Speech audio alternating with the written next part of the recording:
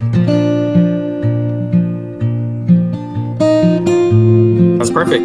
All right, let's do it.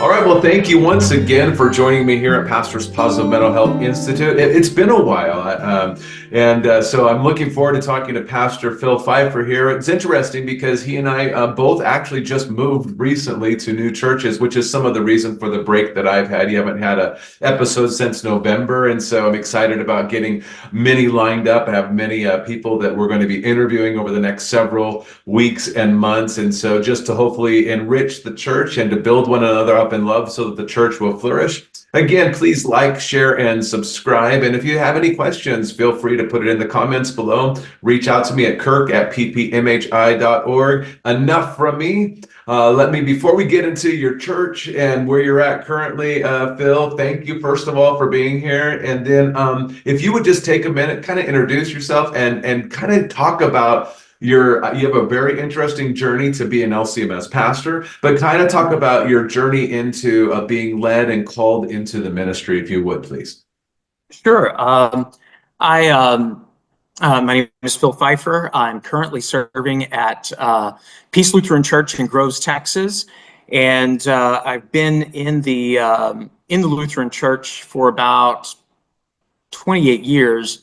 But I grew up in Midland, Odessa, far west Texas, and I grew up there, and I was raised Southern Baptist, and so I sort of had a college experience where I really had this sort of moment where I began to examine what it is that I really believed and what it is that it was, what the Christian faith was all about. Because in many cases, I would go to church sometimes and hear a lot of really heavy law preaching. Yeah.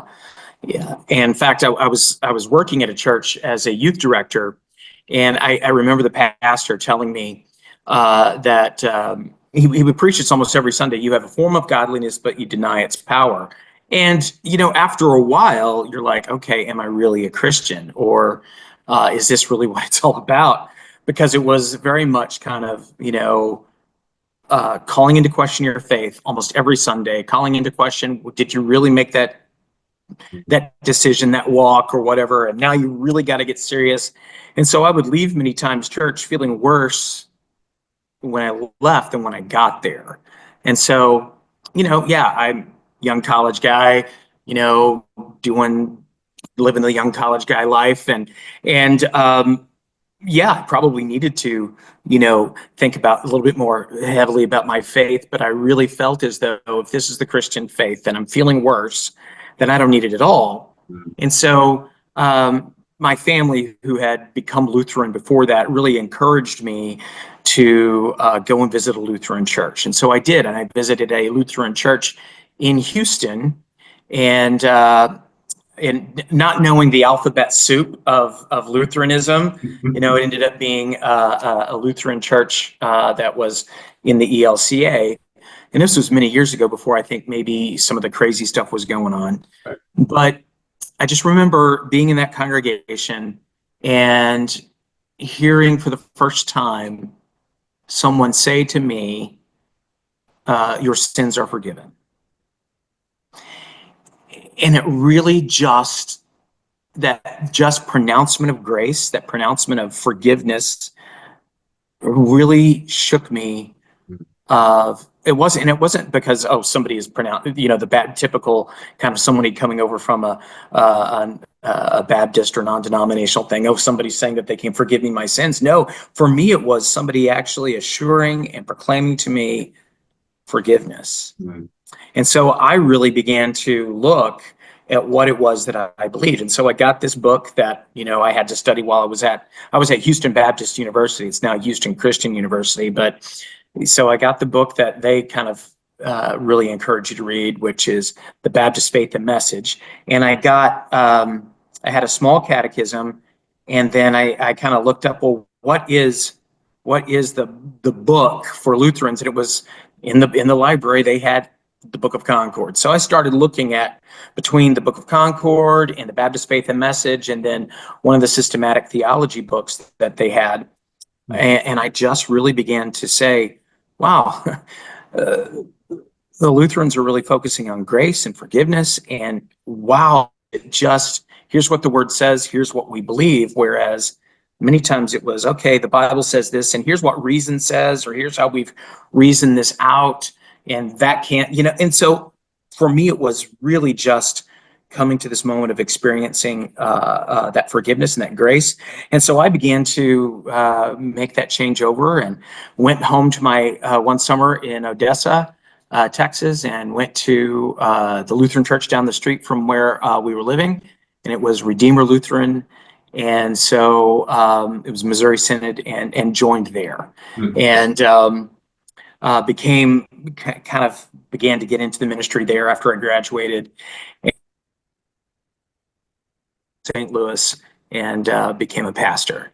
Wow. And so really that's sort of trying to kind of boil down a lot of years into just a little bit of time. But I get that question many times from congregational members and from others of, how did you go from being a Baptist to being a Lutheran? Mm-hmm. And, I don't want to disparage any of our friends or fellow brothers and sisters in the Baptist church. I'm speaking of my experience, of what I experienced. And so for me, it was just this pure proclamation of forgiveness and grace, and really just getting focused right back on Jesus. And so that led me to go into the ministry and go into the seminary in St. Louis. No, I really appreciate what you say about that, is that, and even when we talk about ELCA, we talk about the different alphabets of, soup of Lutherans. I mean, I think even still within the ELCA, I might get in trouble for saying this, but there's still some faithful pastors out there who, I have one in Idaho that I was friends with that, didn't get involved in all the politics and maybe he supported the liberal doctrines that separated us from the ELCA. But still, many of them are doing a faithful work. But obviously, some of the stances of their whole synod is difficult for us as LCMS, and I would say difficult for those who adhere strictly to biblical doctrine. But that's a different conversation. And absolutely, a bunch of people that get mad and throw things at me. But another thing that I really appreciate you saying is that often we find in our camps or our clans, tribes, whatever you want to call it, this idea of we're the best and we have it all together. And so me being someone who came from non-denominational Calvary Chapel, which is kind of a denomination, but anyway, realizing that, I really am thankful for those days in Calvary Chapel. Calvary Chapel, I believe, is what God used to give me a love for his word. And it gave me and I needed exactly what you did. I needed to know, because I grew up in Church of God, which is based out of Anderson, Indiana. And so I was always getting resaved, always, right? Because of that law message, and because I was screwing up all the time. So I guess I'm not a Christian. And when you're taught that if you have unconfessed sin, when you die, sucks to be you type thing, right? I mean, that's how I interpreted it. Yeah. And so realizing that what God has pronounced in baptism, especially, and looking to my baptism and the work that God has done and the work that he does in communion at his table, at his presence, when he's there proclaiming forgiveness of sins, was a real release and a relief to me, so I can have joy in my walk. And I find that to be a very refreshing message. So I appreciate you sharing that with us. So you've been in how many churches now as a pastor? Well, I unfortunately, I think I would say that I've had ministry ADD, and I've served in probably 7 churches, I think. Okay. And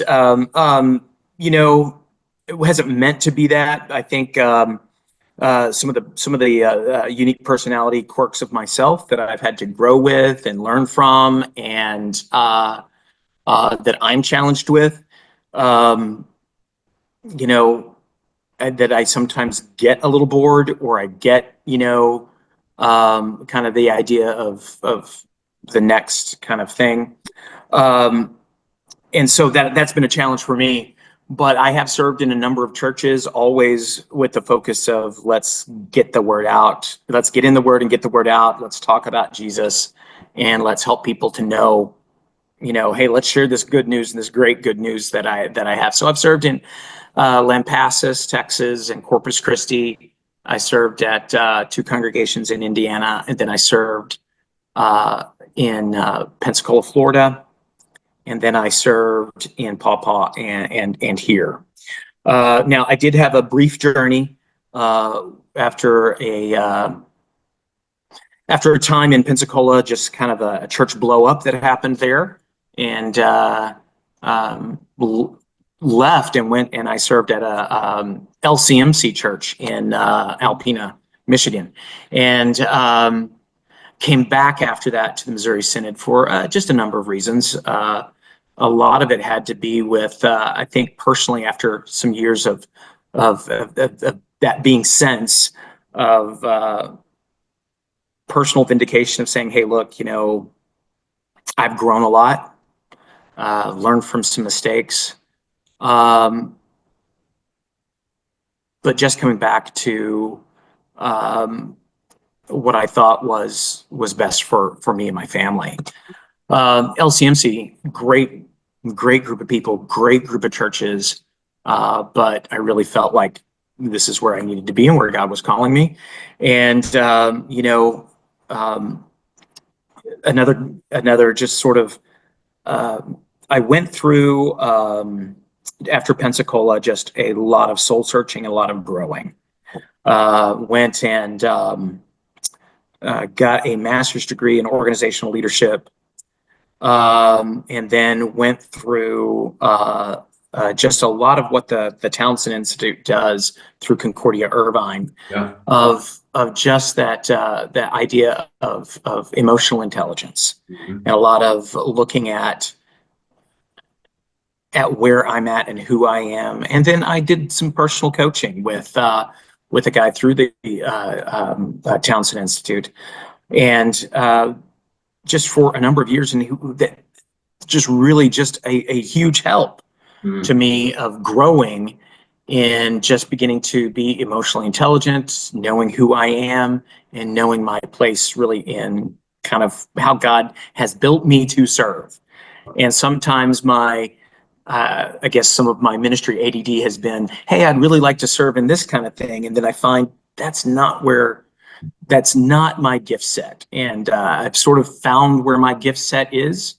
And, some people might look and say, well, you've served all these different churches or you've served in these different places. Well, that's my story, and that's God's story for me. And you may have a different story. God has a different story for you. And God, I think, is using me here, and he's used me in different places. And a lot of it is God just, if you remember that book that we read in seminary, the Hammer of God. Yeah. And man, God continues to work on us through his Holy Spirit, and that really kind of that balance of law and gospel, that balance of that, and how God works in all of our lives. But for me, it's always been through the different places that God has moved me and used me, really just letting the gospel prevail. So it's been one of those. Well, Phil, thanks so much for your I would call it vulnerability and your honesty. And if I can encourage other pastors who listen to this, is that, 2 things. You had and we're not going to go there right now, but you had an experience at a church that was less than favorable. And that didn't stop you from still being used in the ministry. And I think that often, as pastors, because we lead with our heart and we're trying to do eternal work here, and when it kind of blows up as you framed it, that can easily discourage us and say, well, I'm just going to do something else because it hurts too much. And so thank you for your perseverance, but also how important it is for us to understand that we actually need help. And we actually need to understand who we are. And, emotional intelligence is not necessarily natural to a lot of pastors. I tell a lot of people that I don't naturally have empathy. And so I pray for it every day, because you can't just tell somebody who's struggling with something just to knock it off and grow up, right? That doesn't work. And so how do I actually have empathy? And so I pray for it continually, because I just don't come to it naturally. And I had to recognize that. and some of that self-work that the Holy Spirit uses, and these tools of coaching and furthering your education. And so I just really thank you for sharing. I think that's very valuable for many pastors. If you're discouraged, say, look at ways that you can just get outside of the church and grow. And that could just be through a continuing education. It could be seeing a counselor. It could be, all these things, and that's okay. And we need to realize that God wants to use us, and He's given many tools to help us in our journey as the Holy Spirit leads and guides us. And the enemy wants us to stop ministering, wants us to be discouraged. And so I really appreciate that. And the reality is, if you look at the Apostle Paul, he kind of moved around a little bit, right? So I think you're in good company there. So tell me about your current church, if you would. What you've been there for a little while, and what's going on? Yeah, sure. Let me just kind of I want to bounce off something you just said about so many pastors find ourselves in this kind of especially if you're the only pastor or the only worker at your church, you can find yourself it can become very lonely. It can be very kind of all-consuming of your life sometimes. The only people I know is at the church. The only people I know is here.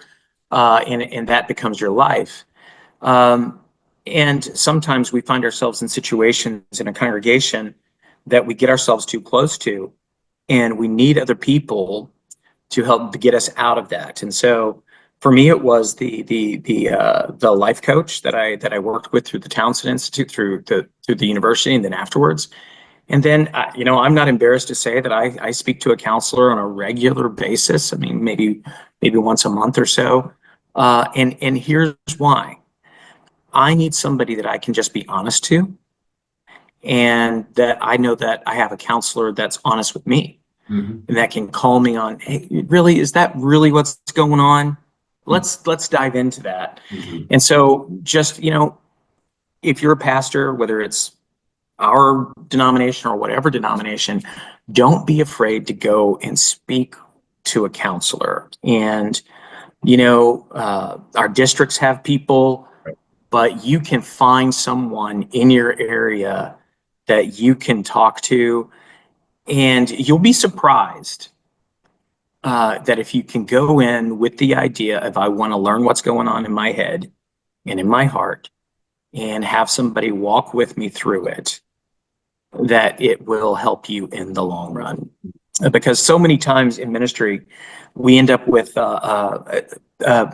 if you look at your life kind of like a truck, and you keep putting rocks and putting burdens and putting stuff in the bed of that truck, eventually just stop. And you have to have somebody in your life that's going to help that. And I know a lot of pastors say, well, my wife does that.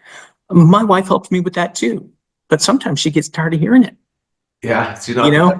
That's not always healthy. No. So having somebody there. So just in that kind of context, I just wanted to bounce off. I don't know who might be listening. Find a counselor or find a coach or somebody that can walk with you through it, because it can actually improve and help your ministry. Because I found in my life that sometimes I get so focused in on a problem or a difficulty or a situation, and I need somebody to help me take a step back and go, is that really what's happening? And somebody that's not in the situation. So that's just what I wanted to share. I appreciate that. And so if you're listening to this, you can reach me at Kirk at ppmhi.org. Even you can call my cell phone, 530-306-0712. And I can get some initial contact with you, and I can help you find that if that's what you're looking for. But that analogy, I'm gonna rip that analogy off about the truck, because what happens is it starts putting pressure on the tires, right? And and you see it just start going like this, and then it puts strain on the engine, and your fuel efficiency gets worse and worse. And so you go a long time being extremely inefficient and extremely ineffective before it even stops. And I think having people to say, hey, we're gonna take that rock out for you, and sometimes that just means I process it with somebody. And so what a great analogy. Thanks. I'm going to use that if you don't mind. So thank you. Please do. Please do. It's not mine. It was from my life coach. So he used that as I was dealing with some stuff. Great. So my current congregation where I'm serving, it is the combination of two historic churches here. So there was there was Trinity Lutheran Church in Port Arthur, and there's St. Paul Lutheran Church in Groves.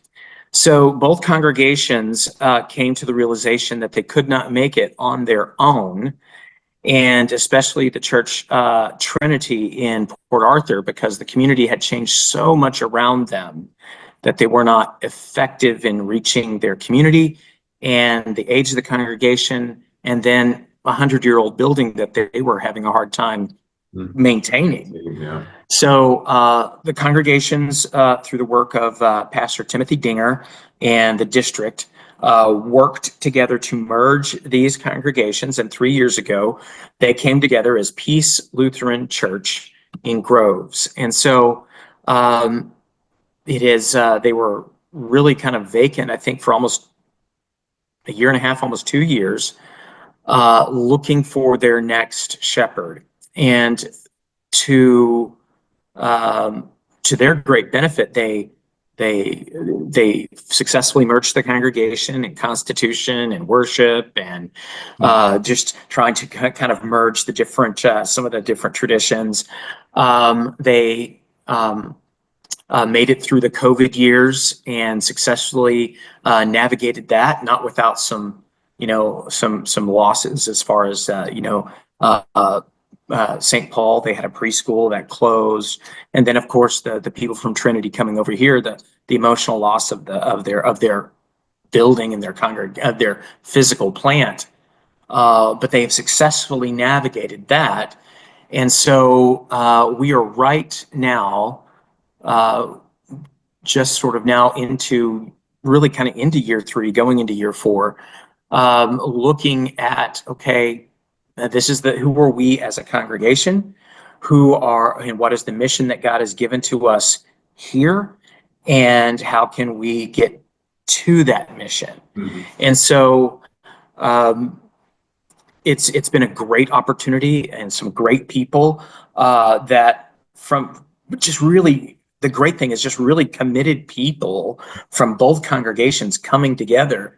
And what I have found from this congregation is just people who are in love with God's word, man, their Bible classes like you wouldn't believe. Nice. And then just some people who just love their church, because it wasn't easy coming together, two people, because you had different traditions and two congregations, and two different traditions, two different styles, two different cultures, and yet they're doing it.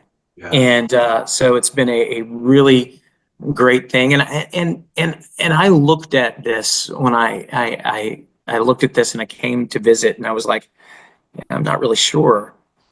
And I think I think that it really felt with what God was calling me to of missions, and this is like a mission plant in a way, and really gets to the heart of what I felt like God has wanted me to do in my ministry, which is bringing over from my history and from my early faith, what I grasped from growing up in my early tradition in the Baptist church was just a love for evangelism, a love for the gospel, a love for the word. And let's as one kid that was sitting in my confirmation class said the other day, he went to an event here in town at another thing, but he was sitting in confirmation. He had this bracelet that said "Make Heaven Crowded," and I'm like, hey, that's kind of what I really want to see happen. And so it's been a great experience and a great group of people, and yeah, it's been good. We had some kind of oh boy moments. Well, yeah, as we kind of go, all right, well, what is it? How are we combining together? And so those two cultures, and we're trying to do that. It's going to take time. Culture doesn't happen overnight. Yeah. And it's just going to take time. Well, even when a new pastor comes into a church and there's been a pastor there for a while, that's a cultural shift, just because leadership style, communication style is different, and it just takes time for people to. Yeah, what was the I went to all workers conference, and one of the speakers said that people don't mourn transition, they mourn loss. So every transition, there's a loss, right? And so whether the pastor that they love dearly, that's been there for 12 years, whatever, is still alive and doing well, and he's just moved on, they're mourning that loss of what that church used to be. But man, I just love what you said, because there's so many churches, at least in our context, that are really close to one another that I wish would combine, right? Right. And so I hope somebody's listening to this. It can be done. It's not easy. I mean, we're not negating but why do you have these large, beautiful buildings for 20 people? And so anyway, that's a different conversation, but it's exciting that can be done. And so I look forward to how, now that you're there after the 3-year transition, you're moving forward. Now you're in that kind of, now let's move forward together. Still have some of those losses that we're dealing with, but really moving forward. So over the years of your ministry, how have you relied on church members? I've relied on church members early on in my ministry. I think in some ways for kind of, hey, these are going to be my friends. These are going to be this kind of relationship type of thing. And and I do have friends in the congregation. I do hang out with the members of my congregation, and I've relied upon them for that. But I do so less now, as far as kind of for that relational kind of friendship. Hey, let's hang out type thing. We'll get together with a group of families and kids and have dinner and stuff like that. But it's not like, hey, you want to go to the movie? You want to go do some bike riding or something like that. Some of my loves. But I rely a lot on the members of the congregation as far as working together in the mission and really doing some things that I don't have the skills to do. Just like, we have some guys right over here hanging up some TVs and running electrical wire and getting that stuff done. I can't do that. And so that really is their giftedness. That really is their passion. They love to do stuff like that. So rely on the members of the congregation to do the things that I can't do well. Just like there are people in the congregation that are highly gifted in investment and in finance and things like that. I just let those people do that stuff. And do I ask questions? Do I have whatever? Yeah, but it's I don't feel the need to kind of come in and micromanage the entire congregation. There are people that have gifts, skills, and abilities, and really just rely upon them and trust that they're going to do it and do it well. And that if there is a problem, I always say, I'm here to help. I'm here to discuss. I'm here just to listen. But really just recognizing that there are people that God has equipped in this congregation to do things, and really rely upon them to be able to do that kind of ministry. And but also, I've come to rely upon the wisdom of some of of people in the congregation that have experience outside of the church world that I think is valuable. Yeah. And here in Beaumont area, Beaumont, Port Neches, we just have a lot of people that have some great experience in the oil and gas and that big company type of thing, and just the problem solving ability and the kind of roll. Okay, well, that's happening. Well, we'll roll with this. We'll make this work. And just learning from that, and just try to learn from some people that are in the congregation and recognize I don't know everything. Wow. That's such a great point. And again, especially to young pastors and pastors that are maybe wired a certain way, you don't have to do everything. and you shouldn't do everything, and you're not gifted in every area. The challenge we find often is in smaller churches where there isn't some of those skill set maybe in the congregation. And so if I could encourage pastors that are in that situation, just because there's a need or you think something would be nice to be done, but you don't have someone that can do it, doesn't mean that you need to do it. Maybe it's just not for right now. And so stick upon the main thing, which is building people up and equipping them for the work of the ministry, giving them God's word, serving them the sacraments, and loving them well, and watching God use that. It's hard because if you're anything like me, and I think you and I are a little bit alike, we get a little impatient. We want things done.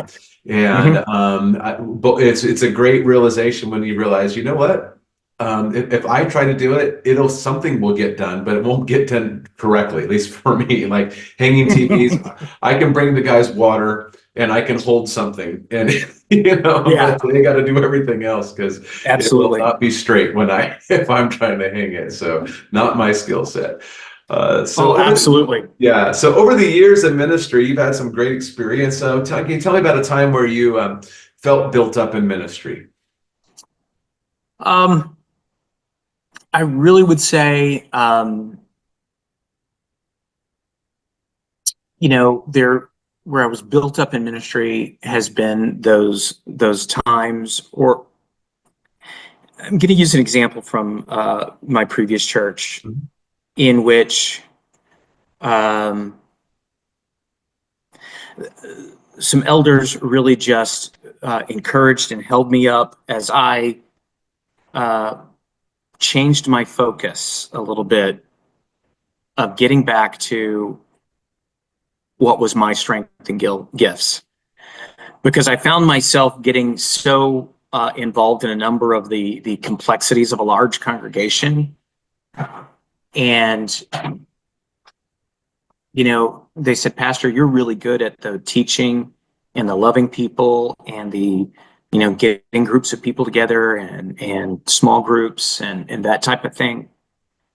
And they just said, Pastor, really, focus on those things. And just, they built me up and they encouraged me, and they were there. They had my back in many cases. But they also saw where I had gotten just, you get too involved in some of the other things Mhm. and trying to kind of keep all the plates spinning, Mhm. and just, Pastor, just focus on this, and this is what you're good at. And and you have to take that with, okay, yeah, I'm not good at everything, or this is not my gift set, and recognize, hey, they are saying, here's what we really need you to do. Mhm. And really encouraged me, and then showed up and supported me and prayed for me. And then just, sometimes just really just having a good heart to heart with me was a good thing in those situations. Well, what's Yeah. great about what you said is that they want you to function at a high level at your skill set, and they want to keep you focused on what you do well. I kind of Yeah. look at it as you were describing it. Kind of reminds me of when your car's out of alignment, even if it's one tire, right? You're Hmm. constantly being pulled, and you can't just drive straight, and you can't let go of that wheel. And so having them help Yeah. you say, hey, we're going to align these things. We're going to make sure that that's in alignment so you can keep going forward with ease is so refreshing, and we need that, and pastors, don't be afraid to hear that, and also don't be afraid to say, I need to stay in my lane. So can you do something?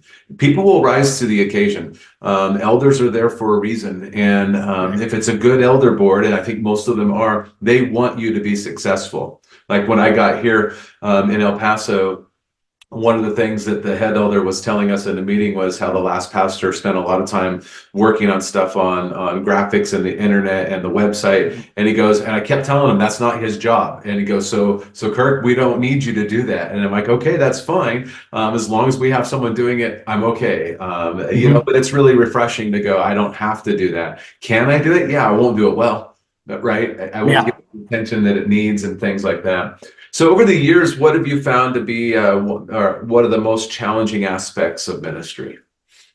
Um, managing people, managing, uh, managing people, and by that I mean, um, not necessarily board members or members. The most challenging thing in ministry for me has been managing other staff. And clearly communicating expectations, and then clearly holding people to those expectations. It's a challenge to me because I have that kind of that personality of okay, I'll just do it type thing. And then the kind of personality of that I struggle with of, I want to have that good relationship with everybody and be that liked guy, and it's just not always possible in a and that's my own kind of mental stuff. But I recognize that I've had to kind of say, okay, I have to be the lead here in this situation, and then just having to call someone on the carpet because, hey, this didn't get done or that didn't get done, or this is what's happening in the ministry that you're leading. We need to correct this. And that was just challenging to me. Yeah, it's tough in ministry because it's not like the business world, right? Whether you're dealing with paid staff or non-paid staff, there's still a different element. It's not like, when I was I've managed in outside the church a lot, and that's an easy conversation. Look, these are the expectations. If you don't do it, you don't have a job here. That's easy. Yeah. But and the reality is I can find somebody else. There's always people looking for work. And so that's easy. In the church, we have a different element there. And that's really sometimes it depends on how your church government is set up. It's sometimes not even your job as the pastor. And so, but yet they expect you to do it, but it's not your job, right? And so there's that is really the challenge right there, is that many times, I'm the lead pastor and I'm kind of overseeing the ministries, but I don't have any authority to kind of say to, the one of the other workers, you're not doing well, or here's the consequences. You can't, and it really makes it difficult, and then there's this expectation in the church that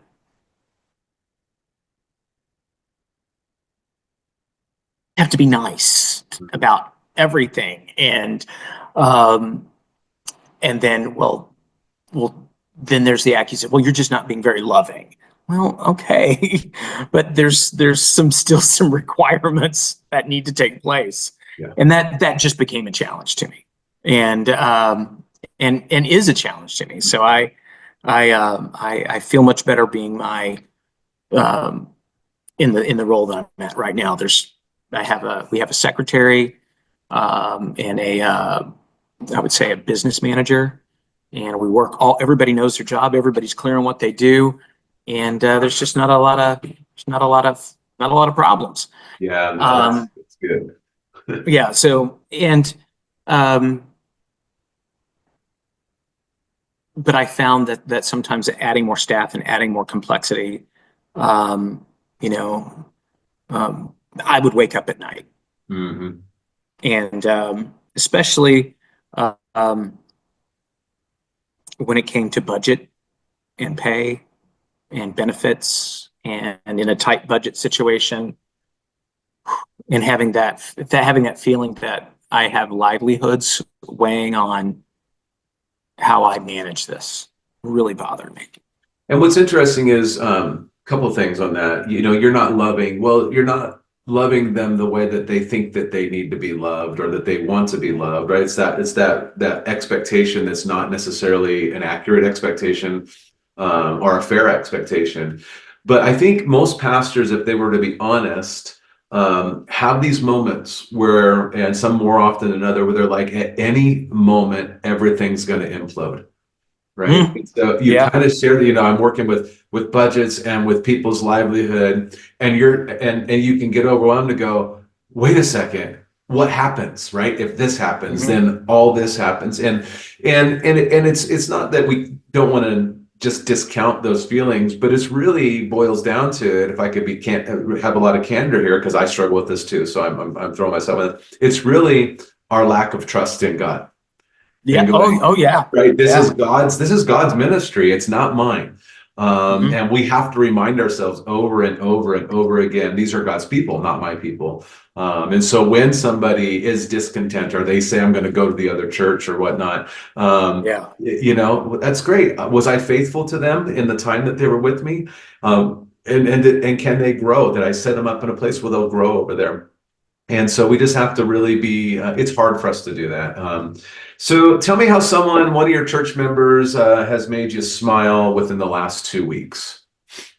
We have this wonderful lady here in church. She she turns 88 this Saturday. So Awesome. we're going, her family, we're going to her birthday party. She loves this place down the road called Sam's China Inn. And so we'll be going to lunch with her and her family and stuff like that. But she's just this beautiful lady and who I smile because she always tells kind of the same stories, whether it's in Bible class or sometimes, we'll take her out to lunch. She always tells the same stories of things, and she's at that age where her son took her car away. And she's always like, well, my son, came and just yanked my car away, and now I have to rely on everybody else to take me where I want to go. And it's kind of that comes up in the conversation all the time. And then she tells some stories about her husband that we've all heard before, but she's just a fun lady to be with. And she's always saying, hey, Pastor, when are you going out on visits? Well, I usually go in the afternoons. Well, you got to come pick me up and take me with you. Okay.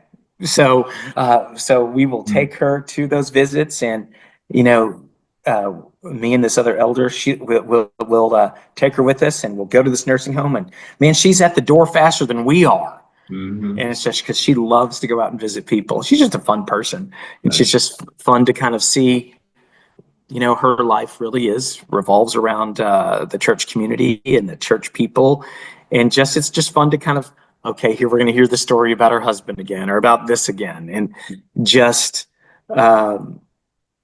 but man, she can really connect with people, which is a good thing. So it's a good thing. That's great. And so, hey, pastors out there, find that person in your church. They're there. They are. Every church has at least one of those. Yeah. And so it's great. And they want to be used, I find that as they get older, they want to find more value because their life gets so much smaller, and they want to go, hey, how can I really impact others? And listening to those stories again and again and again is really important to do. If you were to narrow it down in just a sentence or two or whatever, what is the desire for the people at your church that you have?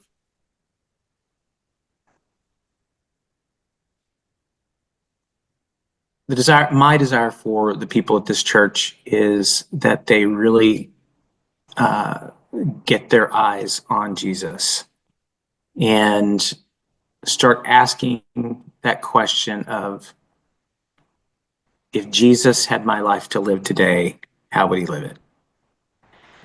I've just really been impacted by that a lot lately. And, as much as the people here want to grow the church and see more people come, let's not worry so much about that and what that's going to look like.